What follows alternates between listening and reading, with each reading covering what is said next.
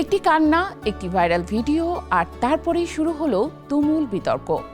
ইমতিয়াজ আলীর মেয়ে বাপাস আওঙ্গা ঘিরে উঠল এমন এক অভিযোগ যা মুহূর্তে ছড়িয়ে পড়ে সামাজিক মাধ্যমে।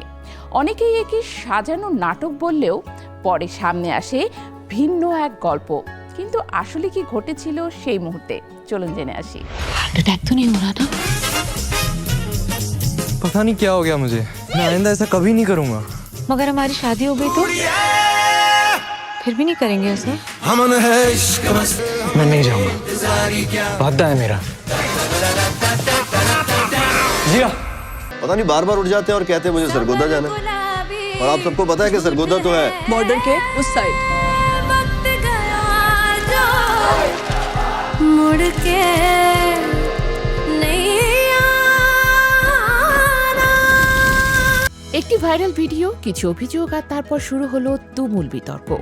ইমতিয়াজ আলীর নতুন সিনেমা মেয়ে বাপাস আওঙ্গা মুক্তির পর এবার আলোচনার কেন্দ্রবিন্দুতে উঠে এসেছে এক দর্শকের কান্নার ঘটনা।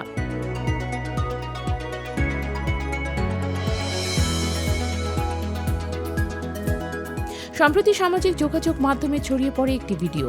সেখানে দেখা যায় সিনেমা দেখার পর এক দর্শক পরিচালক ইমতিয়াজ আলী ও অভিনেতা বেদাং রায়নার সামনে এসে আবেগ ধরে রাখতে না পেরে কেঁদে ফেলেছেন।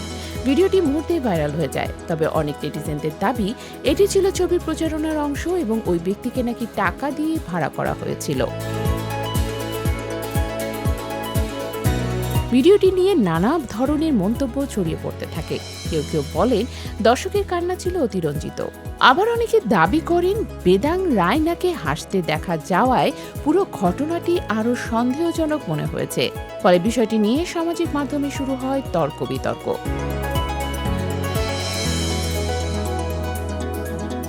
তবে বিতর্কের জবাব দিতে সামনে আসেন ভিডিওটিতে থাকা সেই ব্যক্তি। এক্সে তিনি জানান তাকে কেউ ভাড়া করেনি, বরং সিনেমার গল্প তার ব্যক্তিগত জীবনের এক কষ্টের স্মৃতিকে মনে করিয়ে দিয়েছে। তিনি জানান ছবিতে একজন প্রবীণ পরিবারের সদস্যের আলঝেইমার রোগে ভোগার বিষয়টি দেখানো হয়েছে। বাস্তব জীবনেও তার দিদা একই সমস্যায় ভুগছিলেন এবং মাত্র 1 মাস আগে তিনি মারা গেছেন। সেই স্মৃতি মনে পড়ায় সিনেমা শেষ হওয়ার পর তিনি আবেগ নিয়ন্ত্রণ করতে পারেননি। এমনকি তিনি আরও দাবি করেন বেদাং রায়নাও সেই মুহূর্তে আবেগপ্রবণ ছিলেন। 1947 সালে দেশভাগের পটভূমিতে নির্মিত মেয়ে বাপাস আওঙ্গা ভালোবাসা, বিচ্ছেদ, স্মৃতি ও শিকড়ের টানকে কেন্দ্র করে তৈরি হয়েছে। দর্শকদের একাংশ বলছেন ছবির আবেগঘন গল্পই অনেকের গভীরভাবে স্পর্শ করছে। অন্যদিকে বক্স অফিসেও ধীরে ধীরে ইতিবাচক সাড়া পাচ্ছে সিনেমাটি। মুক্তির প্রথম দিন 1,15,00,000 রুপি আয় করলেও পরে আয় বাড়তে শুরু করে।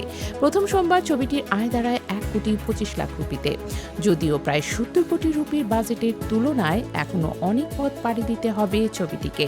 ইমতিয়াজ আলী পরিচালিত এই সিনেমায় অভিনয় করেছেন দিলজিৎ, নাসিরুদ্দিন শাহ, বেদাং রায়না ও সরবরি বাগ। তবে বক্স অফিসের হিসাবের চেয়েও এখন বেশি আলোচনায় রয়েছে একটি প্রশ্ন: ওই দর্শকের কান্না কি ছিল অভিনয় নাকি সত্যিকারের আবেগ?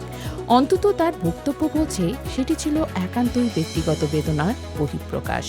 जैसे तू है पास मेरे, तेरे पास मैं,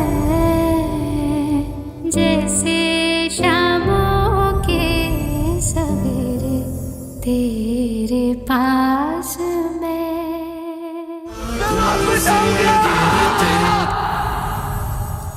ये प्यार जहर की तरह होता है, पता है?